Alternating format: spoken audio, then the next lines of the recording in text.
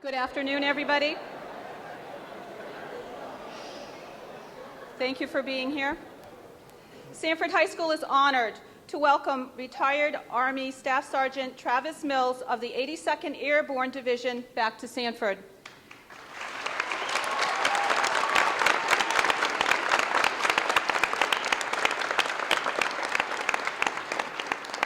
He is one of only 5 soldiers from the wars in Afghanistan and Iraq to survive a quadruple amputation.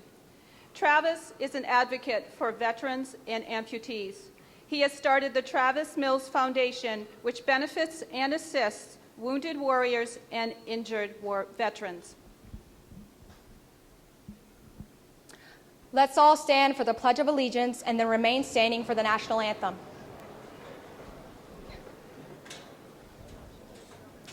I pledge allegiance to the flag of the United States of America and to the republic for which it stands, one nation, under God, indivisible, with liberty and justice for all.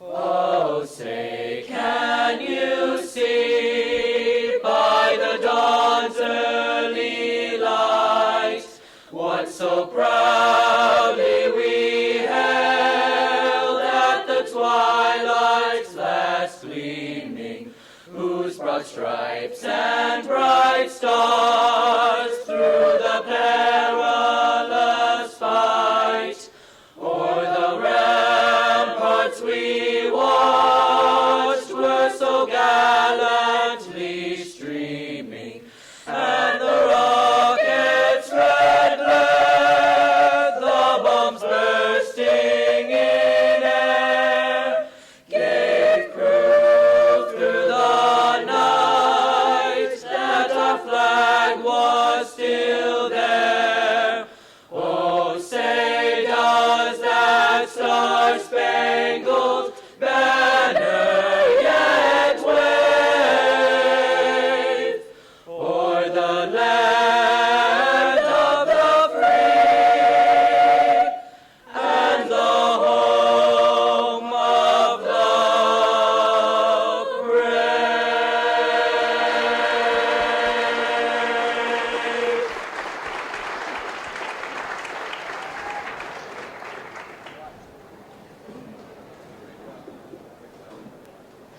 Let's all welcome Army Staff Sergeant Travis Mills. Thank you for being here. We have something for you.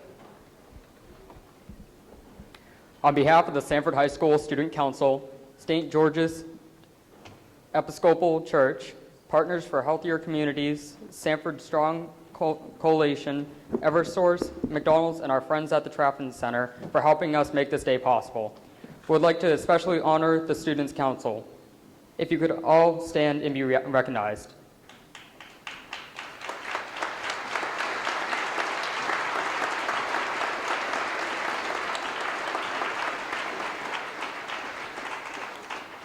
We would not have been able to bring our special guest here without your incredibly generous financial contribution. Okay, good. Thank you guys so much for the donations to the foundation. We're going to talk about that in my presentation, but this is truly an honor, and I'm excited to be here and talk to everybody. So thank you very much, and for everybody involved, round of applause. Great job. Way to go. Thank you. And Staff Sergeant Travis Mills would like to extend our gratitude for everything that you do for our veterans and for our country. Thank you very much. Yep, there we go. All right, cool. Thank you. Are you in charge now? You're in charge. Uh-oh, we got issues. All right, ladies and gentlemen, how you doing? We good? Oh, you guys seem so excited. It's going to be a little different than you guys are used to, because I'm going to tell you straight up, I'm not here to talk at you, I'm going to talk with you. We're going to have a Q&A at the end. And what's very important is 2 things about me you need to know. 1, I'm awesome. All right? And 2, I'm humble. In that order. If you guys don't get that joke, catch up. Check this out. I got cool tricks. It doesn't even hurt. Yeah, I can do that. I'm going to show you guys all about my life and why is this important. To keep pushing forward, never give up, never quit, and keep moving in the right direction towards your goals and your future. Let's get it started. Right here is a picture, as you guys can see on these two screens, my right and to my left. That's my family. That's my beautiful little girl, Chloe, when she's about 3 months old, 2 months old. And then I have my wife, Kelsey. I live in North Carolina at that time. Everything's going very good for me. I'm promoted in the Army. I'm really good at my job. I'm getting ready to deploy again. But I have my own house. I pay my bills. I have 2 cars. You know, like I said, everything's going good. White picket fence lifestyle I want to have. And I'm young. I'm 24 years old in this picture. Well, guess what? I'm going to back up a little bit. Let me tell you guys about where I'm from. I'm not from Maine. I live here now. I'm very proud of that. I'm actually from a little town called Vassar, Michigan. This school right here is about 4 times bigger than my hometown. We have 2 stoplights and a McDonald's. What? And no. All right. But on the screen, on the top left, as you guys are looking at it, is my mom and dad's favorite day in their whole entire life. That's my birthday. That's April 14th, 1987. My mom's holding me, thinking, oh my gosh, the other baby I had first is not that important. You see, let me tell you something. I have an older sister and I have a younger brother. Let me tell you what happened. They had the first kid, not what we wanted, obviously. They had me, perfection, and then they went ahead and thought they'd have another kid because they got a little cocky. They thought they had the secret serum, right? My little brother comes out, whoa, not what we wanted. Let's keep these other 2 around till 17, kick them out, hopefully they get the message, and we'll keep Travis as our favorite. None of that story's true. That's just to make sure you guys are paying attention. And I'm not getting enough laughs, so work on that. I'll work on my jokes. You guys work on your laughs. Good. That was pitiful. No. Moving on. All right. I played a lot of sports. Basketball, football, baseball, track and field, whatever. Powerlifting, you name it, I did it. As you can see in the pictures, just doing cool things. Go ahead and click it again. Because I like to live in the past. You know what I mean? Like I was so cool then. Oh, I miss it. I miss it so much. You guys don't understand that. But a lot of people I talk to do. I'm going to show you guys what I used to do. I used to play football. And I'd make tackles, and I'd tell them, don't do that again. That wasn't a good call. And also, I run touchdowns. What's up? Yeah, I'm awesome, like I said. When I get to the end zone, I give a little wink to the cheerleader. What's up? He was a really good cheerleader. I had to commend him on his efforts. All right, good. Good. We're warming up a bit. All right, so I get to go around and tell my story. After high school, I went to a college, played a little college football. Football season ended, and guess what? I didn't know what to do. Got a little lost, decided I was going to join the military. So in 2006, I went ahead and joined the 82nd Airborne Division. I went to the recruiter station. I went to the Army, the Navy, Marines, Air Force. And it was between the Marines and the Army. And the Marines didn't offer $24,000. So I chose $24,000 and went to the Army, to be honest with you. I have no idea where that money's at, but I'm sure it was fun. And then, good, some people are getting my jokes. I went on a deployment my first time for 15 months. I got to hang out, lift weights. As you can see in the picture, I was a pretty big guy. 22-inch arms, 63-inch chest, whatever. Lifted weights, went on missions every day, and came back. On that deployment, I happened to meet a girl. You see, my medic overseas had a little sister who was 18 and in college, and she thought I was pretty good looking. And she sent a MySpace friend request. Well, guess what? I thought she was pretty good looking, so I accepted. We started chit-chatting. Got talking. First time we ever met, we went on a vacation and up to Mexico and back and hung out. My medic went from the guy who was supposed to save my life to the guy that wanted to kill me the most in Afghanistan, surprisingly. And came back overseas and ended up getting married shortly after. Everything, like I said, is going good. Then another deployment comes. The second deployment was a lot rougher than my first deployment. I had a year-long deployment. I showered 4 times that year. I keep that regiment to this day, I'll be honest. Yeah, it's great for the skin. So that's a lie, but whatever. I went on that deployment, saw a lot of action, a lot of combat, came back unscathed, luckily. And then when I came back, my wife had bought a house. Well, technically I bought a house. When you guys get older, you'll find out about power of attorney. It's a real thing. Yeah. It's crazy. It's like, oh my gosh, what? And she's like, yeah, I bought a house in your name. I'm like, that's so awesome. So I flew in. She drove me to my new house. I was like, oh my gosh, what I wanted. 4 months later, we were fortunate and found out we were going to have a baby. My daughter was born in September. I had orders taking me to Fort Hood, Texas, out of North Carolina, home of the 82nd Airborne Division. I decided I did not want to go to Fort Hood, Texas. I wanted to deploy again with my men that I trained to fight and to be in combat. So my wife understood the brotherhood and the bond, and she understood that I had to go back overseas. So she accepted that We were going to go back overseas, and I was going to cancel my orders. So February rolls around. I go overseas. February 22nd, I go overseas. That deployment was the most hectic deployment I've ever been on. I was in charge of a lot, and we were shooting and scooting everywhere. I mean, it was crazy the amount of contact we had to go through. But on that deployment, 2 months in, we had a call that there was some IEDs in the town. We had to go check it out. IEDs are little bombs in the ground. So on April 10th, 2012, I went out on patrol. Everything was normal. We started sweeping the ground for mines. Nothing on the minesweeper popped, hissed, alarmed, whizzed, anything. Took my bag off to do a short haul. 80-pound bag drops and hits the ground. Under the ground was an IED that it landed on. The IED went off. Immediately ripped off my right arm and right leg. Disintegrated, never found, at the bicep and the knee joint. Left leg ripped off. A couple pieces of muscle and tendon holding it on. So they actually, after they got the bleeding to stop, with tourniquets, they just had to duct tape the calf to the thigh, because that's where I was at. They had to duct tape it to the thigh. My left hand was torn up real bad. My wrist was blown out real good. So only thing I had left was pinky and middle finger and my thumb. And I rated my LT, hey, 6, this is 4. And I said, I just hit a bomb. I need you to come over here with your medic to help my medic out because I have guys wounded. My medic came running up to me, and Doc Bateson started to tell me, you're going to be fine, start working on me. And I said, Doc, get away from me, I'm fine. You're not going to save me. Don't worry about this. This is not your problem. Go save the guys that can be saved. I saw guys get killed for a lot less, to be honest with you. Well, he decided to keep working on me. He put tourniquets on to stop the bleeding. My platoon sergeant put tourniquets on the other half of me, stopped the bleeding. Got me on the helicopter, got me back to the operating table. On the operating table, I told the doctors, quit touching me, I'm fine, leave me alone. I was still conscious the whole time. They said, I don't know why you're still awake, Sergeant Mills, but you need to go to sleep. They knocked me out. Fluids were pushed. I was going to sleep. Last thing I said, my little girl, am I ever going to see her again? Because at the time, I had a 6-month-old. They knocked me out. 9 doctors and 7 nurses went right to work on me. First thing they did was start to undress me. They pulled my pants off, and guess what happened? Left leg popped off with it. Triple amputee. I'm just more matter of fact. I'm not trying to scare anybody about the Army or the service. Just this is what happened. So I became a triple amputee. 14 hours of surgery, 2 nurses for 9 hours pumped air into my lungs to keep me alive. I mean, how great is that?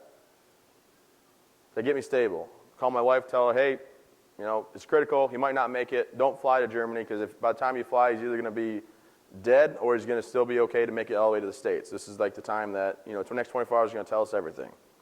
Well, 2 days later, I went into surgery in Bagram, Afghanistan, and I went in, with my left arm bandaged up. I came out, left arm cut off. The skin had died, necrotized, they call it. And instead of letting it eat up to my shoulder, they had to cut it and take it off where it was dying and rotting out. So I was a quadruple amputee on April 12th.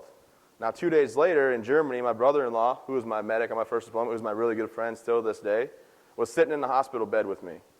April 14th just so happens to be my mom and dad's favorite day in the whole entire world, like I told you earlier. So on my 25th birthday, I woke up for the very first time. The first thing I said, my soldiers, how are my soldiers? And my brother-in-law told me, they're fine. Riot took a heavy blow. He's here with you, but he's fine. He's walking, he's talking, he's going to be good. And then he said that Fessy was hurt, and he was still back getting traumatic brain injury testing, but he made it the best out of the 3 of us. The next thing I said, am I paralyzed? And Josh said, no, you're not paralyzed. And I looked at him, I said, no, Josh, I can take it. I can't feel my fingers and toes. Am I paralyzed? He said, Travis, you're not paralyzed, but you don't have them anymore. And that's how my 25th birthday went.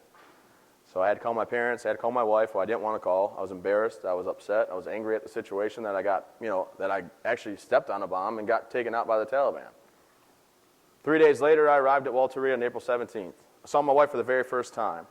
The first conversation my wife and I had, she came in the room, and she had to sign a paper to cut off 2 more inches on my right leg because the stitches had ripped open, and I was bleeding out. And if we don't take this leg, he's going to bleed out and die. And I heard her tell the doctor, just pull the plug. I don't want to deal with this. That's a lie, you guys. I'm just making sure. And I'm like, Kelsey, what? And she's like, just pull the plug. And I'm like, Kelsey, no. And she's like, shh, adults are talking. But none of that statement's true. I'm just making sure you guys are paying attention and still in here with me. So anyways, they rushed me off. They cut off my leg. April 18th, they wake me up again, and my wife's there. And that conversation's a lot different. I think I am worthless. I think I have nothing to give. I'm just going to be a nuisance and a burden on her life and my little girl. So I say, Kelsey, take the house, the money, the cars. Take everything that we have, it's yours, and I will financially fund everything I possibly can for the rest of your life. Go be happy, find someone that can do stuff. And she said, that is not going to happen at all. And she said, are you trying to cut me out? I said, what are you talking about? And she said, I know you get handicapped parking. That's awesome. And I'm like, I get front row wherever I go. She wants that VIP status, and that's what I can give her. Again, that's a joke. She didn't really say that. She'd be a horrible person if she said that. Wait, did she say that? No, just kidding. But she said she's going to be there with me. We're going to get through this together. And that's, I can't ask for much more. Like, she's going to be by my side, her and Chloe. We're going to figure a way through this, and it can be done, and she's going to be my biggest support system. Well, there's nothing really left to do but to get better after that point. So I go around and I'm able to talk to people about motivation because, obviously I lost my motivation. I had to find it. I talk about goal setting, short-term and long-term. I talk about healthcare technology and how this stuff all works, because it is pretty cool. I drove here. My truck's out front. I drove here with my prosthetic feet, which, by the way, to the resource officer and the police officer in the back, don't check my license. No, I'm kidding. It's totally legal. I paid $430 for it. It's only worth $30, but I paid the guy off. Totally cool. Money buys everything. None of that's true, obviously. Yeah, it is. So, and then I talk about perspective and how I keep going on in life and keep a positive attitude in the things that I'm doing. So let's get right to it. Motivation. Like I said, my wife didn't leave me. That's motivation enough for me to want to be there. I want to get better. She's by my side.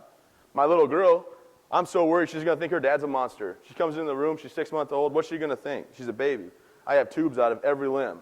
I have little sticky monitors all over my chest. I've lost 110 pounds. I went from 250 pounds of sheer pure awesomeness to 140 pounds of, just wasted away, basically. Arms and legs are gone. I lost a bunch of weight. I couldn't even roll to the left or right or sit up when they saw me. Okay? So I've changed quite a bit. But there's one thing that escaped me, was that when you have no arms and legs, that means you have short arms and short legs, and you have a hairy chest, you're the world's best teddy bear. You know what I'm saying? So she's playing, she's squeezing my nose, and I'm like, get her off my nose. And my wife and my mom are like, look at them play together. And I'm just trying to, knock it off, And I'm obviously coming up short, What are you going to do? But they're going to be there for me. They're going to make me get better. Well, just so happens, I'm not the first to have this happen to, the first one in history to have this happen from these wars of Afghanistan and Iraq. Into my room comes walking Todd Nicely. And I'm thinking, oh my goodness, this medication they have me on is crazy. I keep hallucinating all this crazy stuff. Well, nope, he's real. Second ever quadruple amputee. You see, there's 5 total. I'm not the first, and unfortunately, I'm not the last. I'm just the best looking.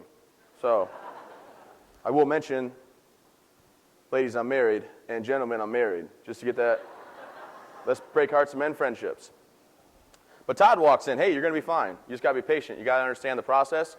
And you're going to be able to walk, you're going to be able to drive. He said, I live in Missouri with my wife. I take my boat out when I want, and I can still do most anything I want to do, and you're going to be just like that. Well, there's one thing I'm not good at, and that's patience. You should have saw me driving the way down here. I came from Bangor, because I had to go from Augusta this morning to Bangor down to here. He said it's going to take 2.5 hours. I made it in an hour, so I'm lying. Hour 5. No. But Todd tells me it's going to be okay. So I decide, okay, I'm going to go get better. That's it. I called the doctor. Got in an argument with him in my bedroom. He said, you're not ready to, work out and everything. I said, no, I am. I said, I'm going to go work out today. I even told him I was going to jump out of the bed and low crawl on my nubs down to the PT room or physical therapy room. It was kind of silly because literally next to my bed was a powered wheelchair. I'm like, oh, I'm dramatic, whatever. But I called every half hour, 4 hours straight until I finally said I can go work out. So you know what I did when I went to work out? I laid on my stomach, I stretched my pelvis muscle out, and I fell asleep for 20 minutes. It's the best workout I've ever done. I keep that regimen to this day. That's a joke. I do CrossFit. Check out the pecs. What? Oh, that's right. What'd it do? I'm real sorry, by the way, to the interpreter. I know you got to say everything I say. My mother-in-law's an interpreter. Too bad she couldn't fly her broom here. She normally does that. Oh, and Craig's my father-in-law, and he's okay with the joke, so that's fine. Oh, sorry. Anyway. So, I meet Todd. Now I got to set some goals. First thing I want to do is set some short-term goals. I go down and they ask me, what do you want to be able to do, Travis? And I say, I want to be able to pick my daughter up and throw her in the air. They said, well, we should have set realistic goals.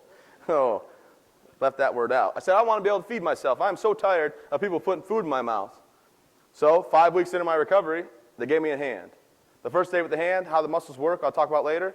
They went ahead and said, you can take it home. I was supposed to keep it for 3 days, is what my therapist told me, in the shop, and then I could take it home. Let me take it home. I fed myself. It was amazing. Actually, that video, I burned myself really bad because the food was so darn hot. And I said, please don't give me some water, you know. This picture right here on the screen is going to keep popping up.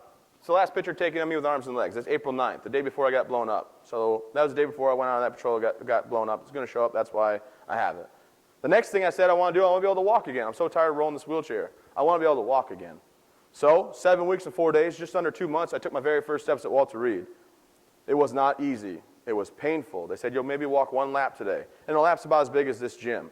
Okay, so 13 or 16 laps make a mile. But I went ahead and walked 3 laps that day. In the very last lap, I said, I'm going to walk without my crutches. She said, no, you're not. And I said, yes, I am. And I picked it up, and I started walking. I told her I was 82nd Airborne Division. I'm as tough as they come. And that's where I got the title of my book at. But then what they don't show you is me falling over right after that. And she's like, yeah, you deserve it, my therapist. But I was walking again, just under 2 months, okay? The next goal I set, I was visited in the hospital before I had my legs, and someone said, hey, we're having a 5K up in New York City. Would you like to come participate as a bystander or get pushed in a wheelchair?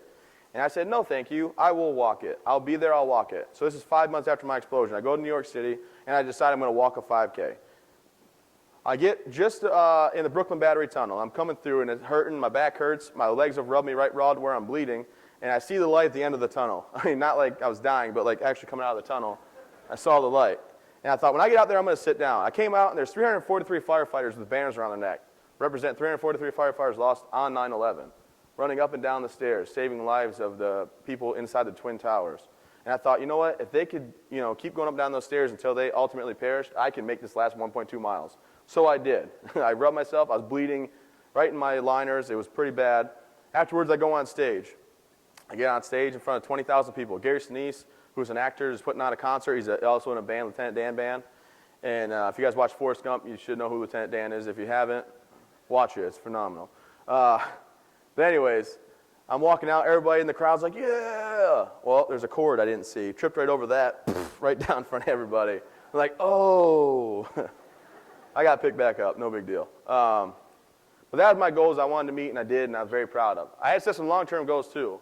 So the first long-term goal that I wanted to set, well, I thought when my guys get back from Afghanistan, I'm going to be on my tall legs standing next to the plane. I want to be able to salute my guys and tell them I worked hard just like you guys, and I didn't give up myself or you in the mission, so welcome home. So the picture on the top left, that's actually a reenactment from my documentary.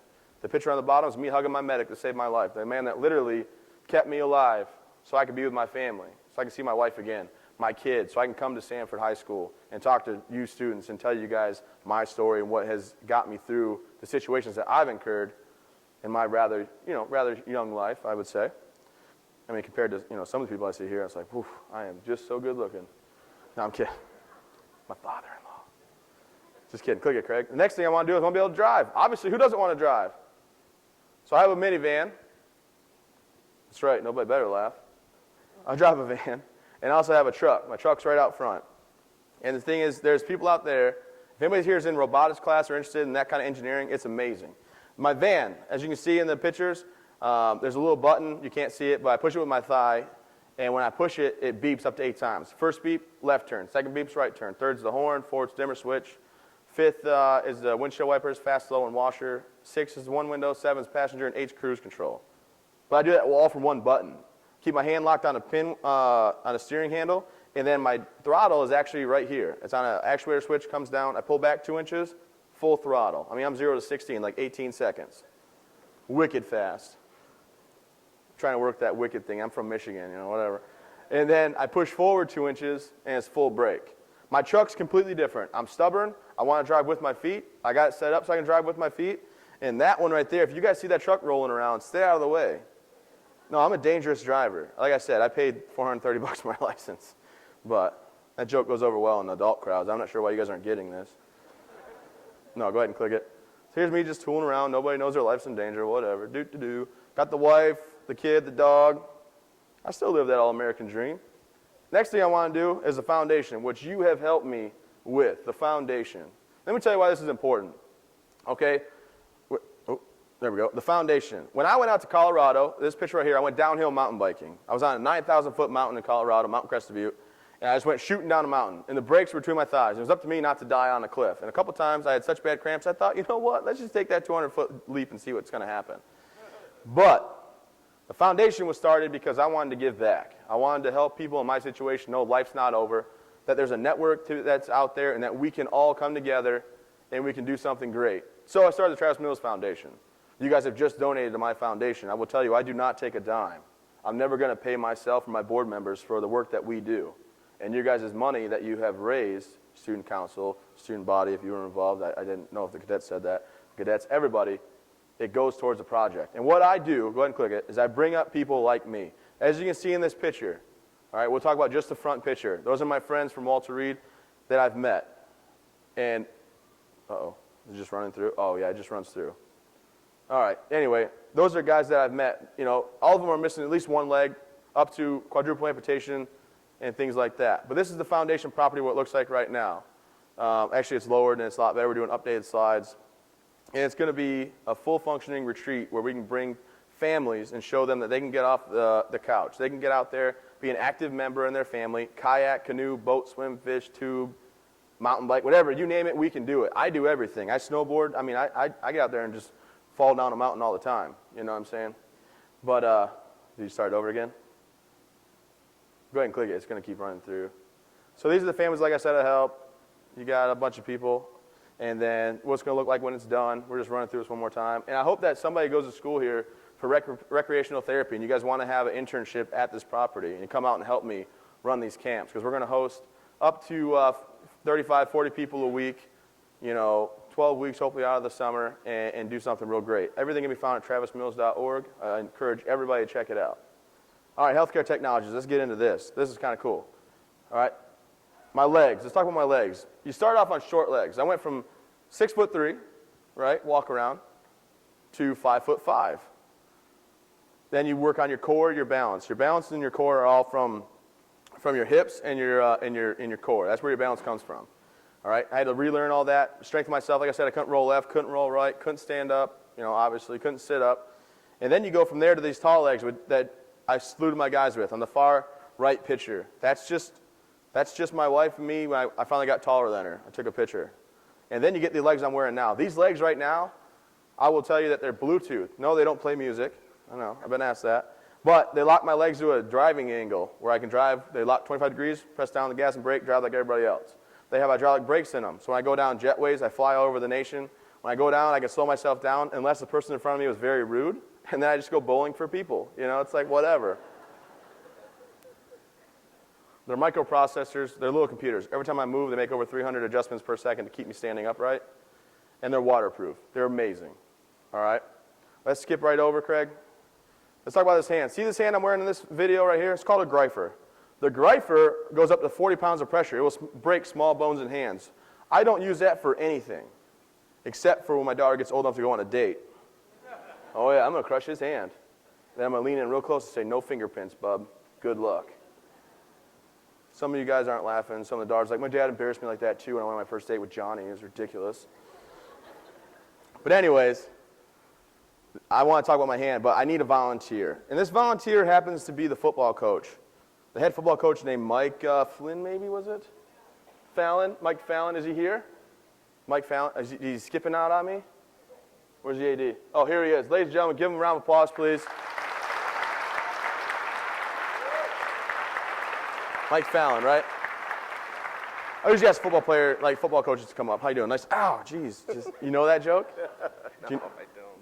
I didn't know I was getting called up either. Well, no, I asked who the football coach was, and they said it was you, and I thought, well, I wonder. They said you ride motorcycles, too. I had motorcycles? You ride a motorcycle? No. Was it maybe a moped? You ride a moped? No. Well, this is kind of awkward. All right. I was told you rode motorcycles. It's okay. Let's move on. So how this hand works, that's why you're up here. I need you to be my hand model. Make a fist for me. All right, now rev the engine on a moped. On a moped? Yeah, so you have rode a moped. So... I thought you said, do I own one? No, but you've rode one. Oh, yeah. Yeah, I ride mopeds all the time. Whatever. So make a fist, rev the engine. So this muscle right here, and everybody has it on their arm, when I flex my hand up slow, rev the engine on a moped slow. Well, they can't hear you, coach. I got to make noise? Well, I want them to understand. Well, nice. When you rev the engine slow, it opens. When you flex the muscle fast, like just, you really got to get out there and hammer it to 35 quick on that moped. Rev it fast. It's a pretty manly moped, I'll give you that. So when you flex the muscle fast, it rotates to the left. All right? Now, drop your hand, make a fist, drop your hand to the ground. Just your hand? No, just your hand. No, keep your arm straight. Flex your hand the other way, basically. No. Flex, rev the engine. Now go down. No, just the hand, just the hand. There you go. So the muscle right here, feel that muscle?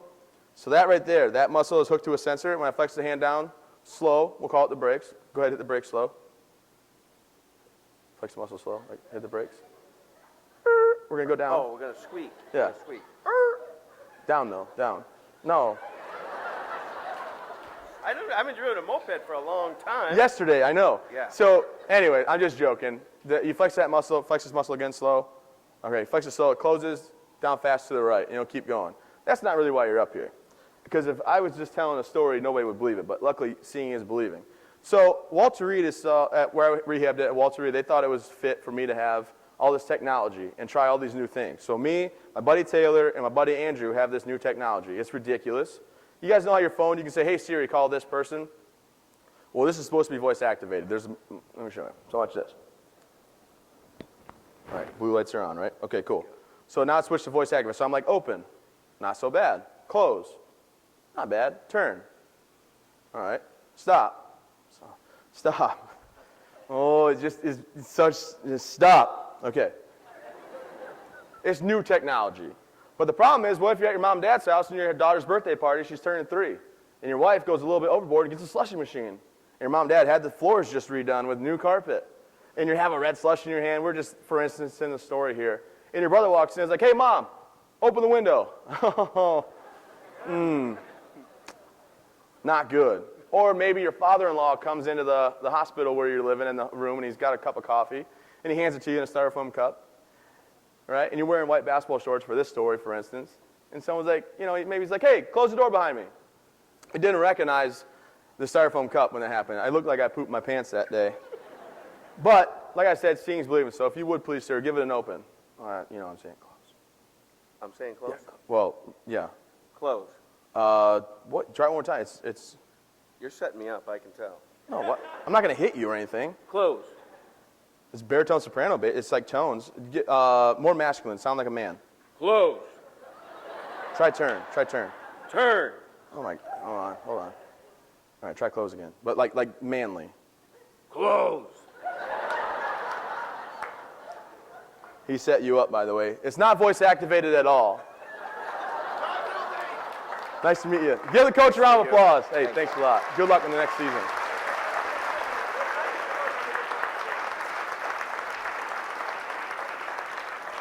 Yeah, that's an on-off. That's an on-off button. That's my battery power I have left. I'm fully charged. Sorry. I've gotten Peyton Manning on that, though. And he just keeps yelling, Omaha set. And I'm like, no, Peyton, it's open and closed. Like, Omaha set. I'm like, you're an idiot, Peyton. You silly idiot. Anyways, hey, real quick, we got any Patriots fans in here? Oh, yeah. You know what I'm excited for my football team? My quarterback's going to start. I'm a Lions fan. Moving. Oh, what a jerk. Go ahead and click it. All right, so that's how the arms and legs work. Let's talk about a little bit of cool things I've been able to do. Jump out of airplanes, whatever. You guys might know Ann LePage, the governor's wife. We went skydiving in Fort Kent up in Canada, and then back to the U.S., and then back to Canada. We just floated around for a while. I'm very thankful for the things that I'm still able to do, and I want to spread my message, like I said, with the foundation, and it's been a really cool experience. Like I said, I do snowboard. I just have shorter legs. I get on, and I just go down the mountain. I actually went into the trees right after they set the video off on this one, so that's pretty embarrassing. But, I'm still able to work out. Like I said, I go to CrossFit. I started Adaptive Training Foundation with my friend David. It's his foundation. I'm just an ambassador now and a part of it. And I'm able to go around to different places and speak. This right here happens to be at Jane Seymour's Open Hearts Foundation in California. And I was on stage, and I got to call Julianne Hough out. You guys know Dancing with the Stars, Julianne Hough? She's very attractive, and I told her the letters got to stop. My wife's right there. I told you she was real. She was taken back. She didn't know what to say. She said, I'm sorry. I said, it's okay. It happens all the time. But, all right, perspective. Let me tell you guys how I keep going. Let me just, meat and potatoes this. I know we got to be out here by noon. I want to get some questions, but let me just meat and potatoes this for you. My life in perspective. Right here on the screen are two of my friends, all right? That's Francis Gene Phillips IV on the left. He went by Frankie, all right? He had a 3-year-old named Sophia, and he had a wife, Christina, 4 years. They were together for 7. Everything in his life was like mine, going very well. 2 deployments with me. Me, him, my buddy Justin, inseparable.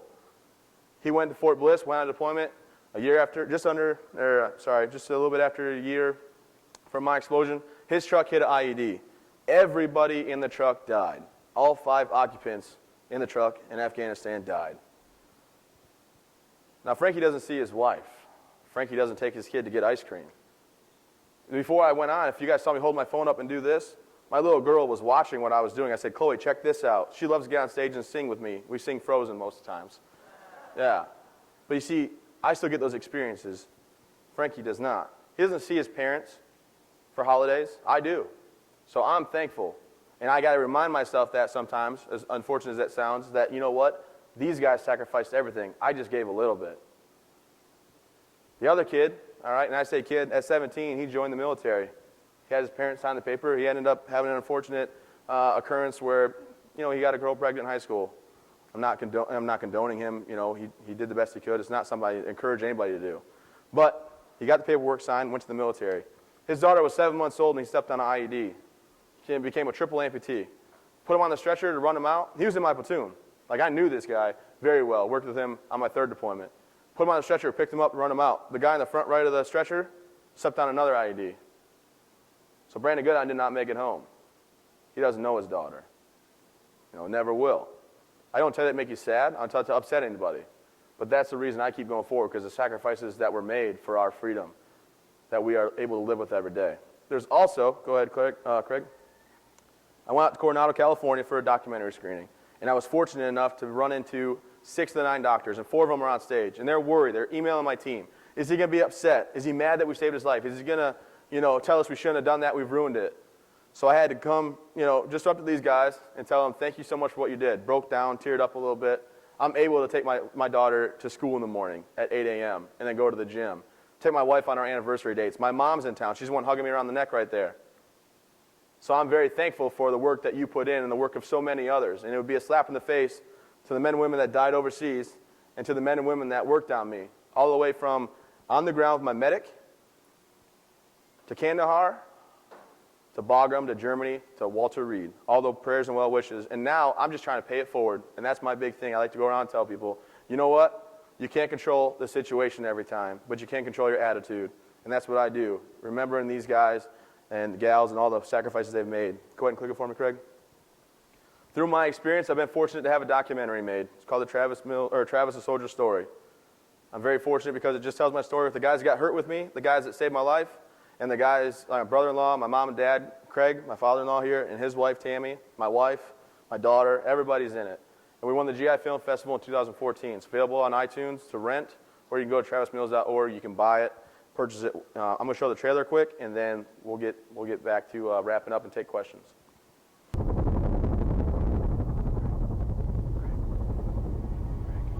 We had a call that there was an IED threat in the area. We had to go check it out and see if there was one.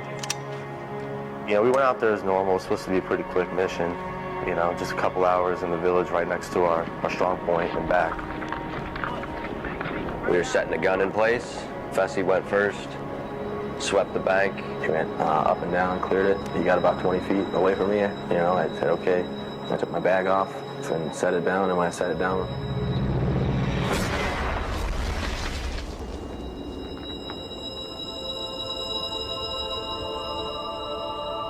honestly, the first thing that kicked into my mind was, this is not real. This is fake. I remember actually while we were working on him, one of the things he said was, I just want to be able to hold my little girl again.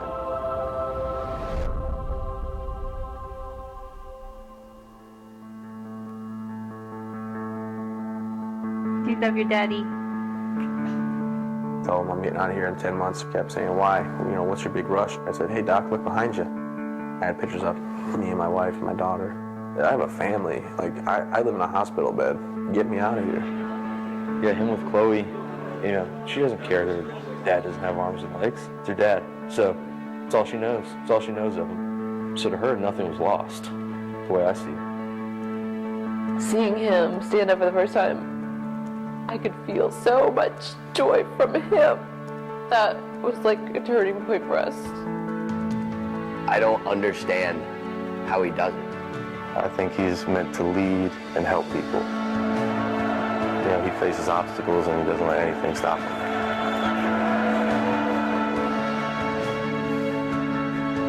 I believe God's got a plan for all of us. And after seeing Travis in action, the word bravery has more meaning to me now than it ever has.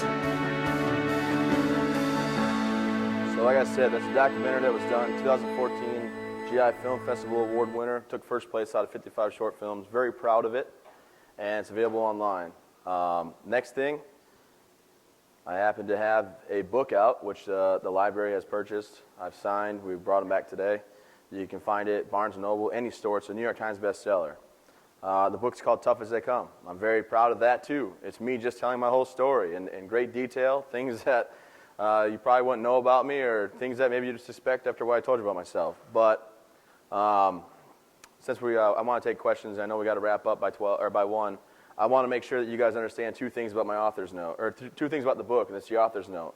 The author's note states very first that I did not serve more than anybody else. So if you have loved ones that served, or maybe some of the faculty or staff or community that's here have served, thank you for your service. I didn't do anything better. I didn't fight any harder. I didn't do anything special. I had one bad day at work, case of the Mondays, if you will. And that's how I truly feel. So if you have loved ones, please tell them thank you for their service from me.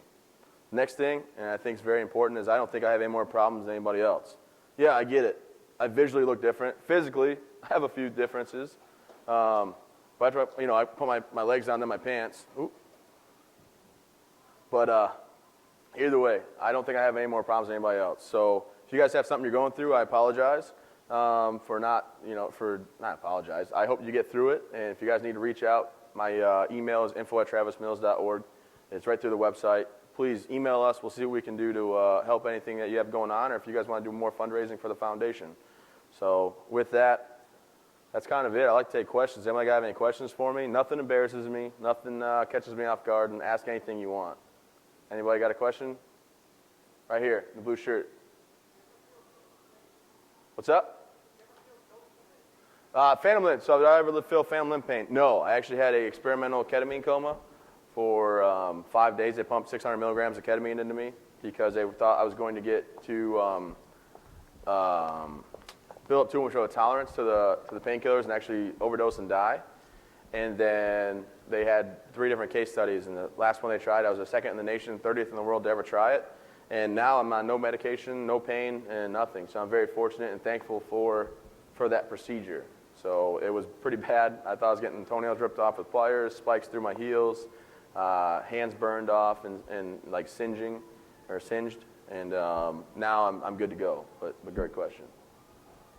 Yes, sir, the black shirt. A little bit louder. Sorry.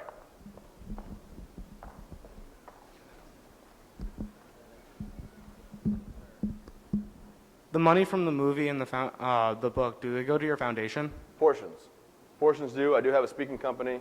The book, obviously, is owned by Random House, and that gets all divvied out. But my wife and I do make a contribution to the foundation every year off of my speaking. I mean, I have to go to Indiana on Thursday, Iowa, and Chicago next week, and like I said, 23 states already. So the money that I make, a contribution, is made by my wife and I from a portion of our annual income. We believe in this project too, to where we donate for sure. Anybody else? Hands? Wave it around like you just don't. What's up? Any what? Asthma? No asthma when I was younger. I didn't have any. Really, I was very healthy. I went to the doctor when I was, I think, 6, and then I went back when I was 15. They had to go to the basement to get the dust off my file. So very fortunate in health. Yes, ma'am. Oh, I'm sorry. Yes, principal. Next year, next summer, we want to be up and running. We want to have camps next year, absolutely for sure. And we're hoping to, I was supposed to say next year, but I will tell you that we're hoping for an earlier finish date so we can get more people out there and enjoying the retreat and the camp. But in summer next year is when it's projected to be completely done with any setbacks that might occur. It's Belgrade Lakes region. It's right off of Long Pond. And it's funny because the road that splits right down the middle is Rome on this side, Mount Vernon on this side. So it's both, but we're right on Long Pond. If you guys ever drive up that way and know where the Elizabeth Arden Estate used to be, that's a property that we purchased and we own. We're under massive renovations right now and restoration. Oh, thank you for the question. What's up? Nope. Well, we host the families, so families come in with people that are traumatically injured, anywhere from, it's veteran-based, so traumatically injured from spinal cord injuries, so if you're wheelchair amputations, that's who we're going to right now. And then when we get the funding, we're going to have more programming to open the doors to more people and bring more people in. But make sure that the funds that are getting raised goes towards the project right now, and we get that up and going, and then we'll branch out and do more as the funding comes in. Yes, ma'am. My wife, she's from Maine and I'm from Michigan. I said, let's go to Michigan. She said, let's go to Maine. And I said, yes, dear. Because me and my father-in-law have a lot in common. I'm afraid of his wife. He's afraid of mine. I'm afraid of mine. He's afraid of his. So we stick together. In the back. Hi, I just really wanted to say that you are a huge inspiration, and I actually have 2 questions, if that's all right. Well, thank you, by the way, and shoot them. First one is, any tips for those struggling with anxiety or depression? Well, I don't know. I'm fortunate where I didn't suffer from a lot of that. I guess I just found my motivation. I found what made me tick, and it was my wife and my kid. It was the fact that I was going to be, the husband and the father that I planned to be my whole life, and once they were going to stay on my side. As far as anxiety, when I get on stage and speak to everybody, I just figure you guys either want to hear what I have to say or you don't, and if you don't, then I'll just make fun of you until you do. No, I'm kidding, I'll cry. But anxiety-wise, I just always feel like, you know what, if you have something you want to say, it's important to you, so just go ahead and say it, and if someone doesn't like it, then hash it out then. But that's the best. I mean, I'm not a counselor. I don't have professional training on any of this. I was fortunate to go and speak to the Boston bombing victims when it happened. I'm a peer mentor, and I became known as the mayor of Building 62, so I was able to go around and meet everybody at the hospital when they first got blown up and tell them, like, hey, what's up, I'm Travis, got any questions?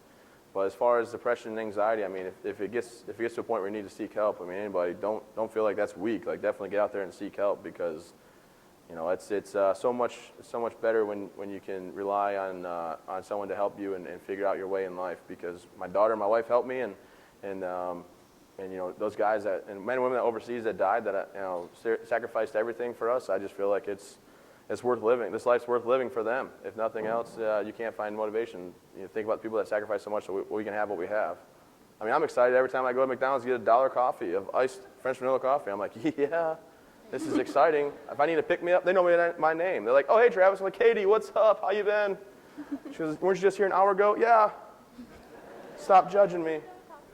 Also, my second question. What's up? Would it be possible if I could get a hug? Because you got it. I am married. Heck yes. All right, so just want to make sure that's... when I get off stage, I mean, I can't really... When I come down, we're gonna hug that out. I'll take some selfies quick, boom, what it do. But any more questions? I mean, I don't want to hold you guys up from going back to class or anything. So the last question, over here, yes, in the blue. Thanks for wearing that color. It brings my eyes out, see? No, I don't plan on it. They have a thing called proper exit. I left the way that I not wanted to, but how I did, and I do not plan on going back. I enjoy ADA bathrooms and setups. No, not at all. And I hate to go back there and have everybody see me and be like, oh, I hope that doesn't happen to me. Because, I mean, I'm so rare, but I hate to get that in anybody's head that they don't want to continue the mission because of me. I mean, I'd go back if I could, if I had arms and legs for sure. I would definitely have my arms and legs back and just get back over there or go back to the Army. It was a great job. I loved it. And if anybody's thinking about the military, don't let this deter you. Honestly, there's over 248 jobs in the military that you can be. And it's a great opportunity for a lot of things.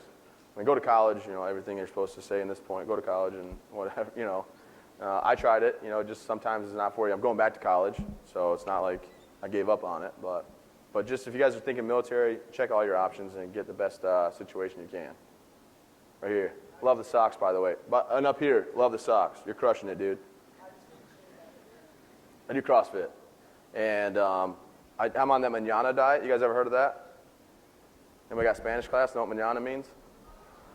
Tomorrow. I'm always on a diet tomorrow. I'm going to crush a Philly cheesesteak for lunch. I'm telling you right now. No, I try to work out, and then, my wife makes me eat healthier when I'm at home. Ugh.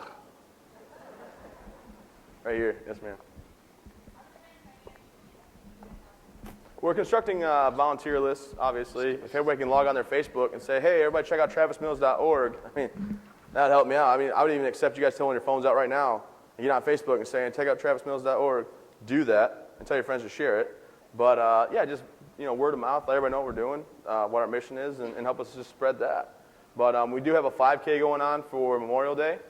It's at Coney High School up in Augusta, and it's going to be a phenomenal event, and I hope everybody comes out and does a 5K and hangs out and, gets the T-shirt and know that the money's going to a great cause. So just check our Facebook out and see what we have going on. I'm going to go in the back and then right here in the gray. What's up? Hi. Hey. I just wanted to say thanks for serving our country. It actually is a good inspiration for me. And also I have one question. Which one do you like better, Maine or Michigan? Oh, that's a great question. They both got their perks. I live here now. I love Maine now. I never planned on really going back to Michigan. So I guess, home's where you live, not where the heart is. My heart's, I don't know. I like them both. Don't do that. Is this on the news or anything? I hope not. Jeez. My parents will kill me, But they're so far away. Right here in the gray with the Nike shirt. What's up? Perfect hair, by the way. Pretty jealous.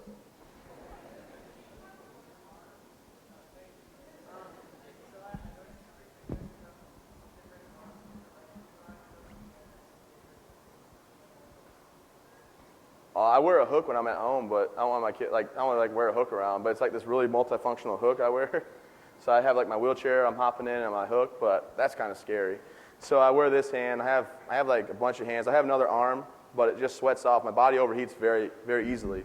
So when your heart beats, it pushes your blood to your fingers and toes, come back a little bit, cool down, regulate your body. Mine comes back really fast, so I'm always hot. When you really see from your body, it's head, hands, and feet. That's a problem because I'm missing 4 of the 5. And my arm just ends up sweating right off.